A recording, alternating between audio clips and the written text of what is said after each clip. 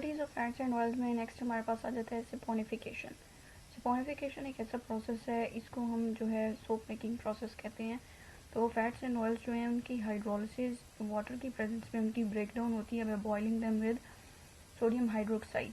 तो इस प्रोसेस को हम सिपोनिफिकेशन कहते हैं। और सोप्स जो हैं वो बेसिकली क्या हैं, अल्कली मेटल सॉल्ट्स हैं फैटी एसिड्स। इसमें क्या होता है कि जो फैटी एसिड और ग्लिसरॉल के दरमियान जो एस्टर लिंकेज है वो उसकी ब्रेकडाउन हो जाती है, और जो अल्कली मेटल है वो जो जाके फैटी एसिड्स के साथ कंबाइन कर जाता है। तो इसके रिजल्ट में क्या होता है, ग्लिसरॉल जो है वो as a by product produce होता है, और इसको हम किस तरीके से रिकवर कर सकते हैं, वाटर लेयर जो है उसको एवेपोरेट कर देते हैं, ठीक है। और क्रूड सोप जो है उसको फिर प्योरीफाई कर लिया जाता है, कलर और परफ्यूम्स जो हैं वो उसमें ऐड कर ली जाती हैं और according to the market demand. तो फैट्स और ऑयल्स जो हैं उनकी वो जो है सिफोनिफिकेशन सोप मेकिंग प्रोसेस में भी यूज़ होते हैं।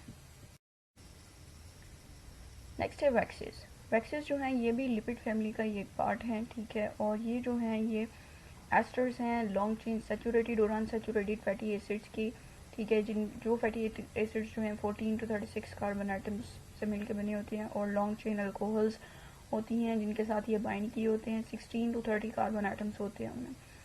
तो ग्लिसरॉल जो है वो तो 3 कार्बन अल्कोहल था, ठीक है। तो इनमें जो लॉन्ग चेन अल्कोहल है वो 16 to 30 कार्बन आइटम्स होते हैं उसमें, और सैचुरेटेड और अनसैचुरेटेड फैटी एसिड्स जो हैं वो उनके मिक्स्ड जो है वो लिंकेज होता है।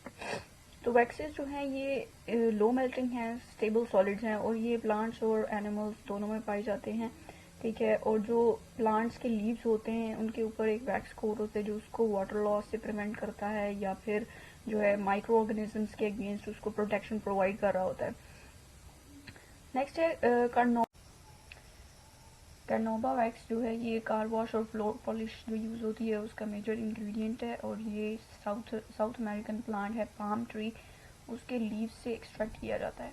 तो बीज वैक्स जो है, जो बीज अपने हाइव बनाने में यूज़ करती हैं वो बनी होती हैं माइरिसाइल पाल्मिटेट से। इसकी कंपोजिशन इस तरीके से होती है कि माइरिसाइल एस्टर्स जो होता है it is composed of myricyl alcohol, ठीक है, और साथ पाल्मिटिक एसिड जो है वो उसके मॉलिक्यूल्स अटैच होते हैं, ठीक है। वैक्सेस जो है वो स्किन को कोट करती हैं, फेदर्स और हेयर्स जो है उनके ऊपर भी होती है, और ये उनको वाटरप्रूफ बनाती है और साथ ही फ्लेक्सिबल बनाती है। फ्लायबल का मतलब है फ्लेक्सिबल, ठीक है, ताकि वो इजीली बेंड हो सके। अब जो वर्ड वैक्स है वो ओल्ड इंग्लिश वर्ड वैक्स है उससे ओरिजिनेट हुआ है, जिसका मतलब है material of the honey com.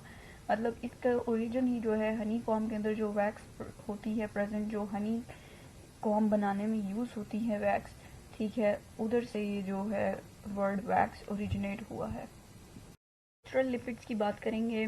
ये ऐसे लिपिड्स हैं जो कि लिविंग ऑर्गेनिजम्स के डिफरेंट स्ट्रक्चर्स जो हैं उनको बनाने में यूज़ होते हैं। तो जो मेम्ब्रेन्स को स्टडी किया गया है उसमें जो मटेरियल्स आइसोलेट किए गए हैं उनमें मेजर कंपोनेंट जो है वो लिपिड्स का है। तो लिपिड्स जो मेम्ब्रेन्स बनाने में यूज़ होते हैं वो ट्राइग्लिसराइड्स नहीं है। ट्राइग्लिसराइड्स जो हैं ये बेसिकली स्टोरेज लिपिड्स हैं। ये कम्प्लेक्स लिपिड्स हैं, इनको हम दो टाइप्स में डिवाइड करते हैं, फॉस्फोलिपिड्स और ग्लाइकोलिपिड्स में। अब फॉस्फोलिपिड्स जो हैं these are basically the esters of phosphoric acids, ठीक है। तो फॉस्फोलिपिड्स जो मेम्ब्रेन्स में पाए जाते हैं उनकी जो है वो आगे से दो टाइप्स हैं, फॉस्फोग्लिसराइड्स और स्विंगोमाइलिन्स। फॉस्फोग्लिसराइड्स जो हैं इनको हम फॉस्फेटिडाइलकोलिन या लेसिथिन भी बोलते हैं, और इनकी कंपोजिशन की अगर बात की जाए तो ये long chain fatty acid molecules glycerol और फॉस्फोरिक एसिड से मिलकर बनते हैं। जबकि स्फिंगोमाइलिन्स जो हैं उनमें ग्लिसरॉल प्रेजेंट नहीं होता, ग्लिसरॉल की जगह पे स्फिंगोसिन प्रेजेंट होता है जो कि एक long chain unsaturated amino alcohol है, ठीक है। और इस स्फिंगोसिन के साथ सिर्फ एक फैटी एसिड मॉलिक्यूल जो है वो अटैच होता है।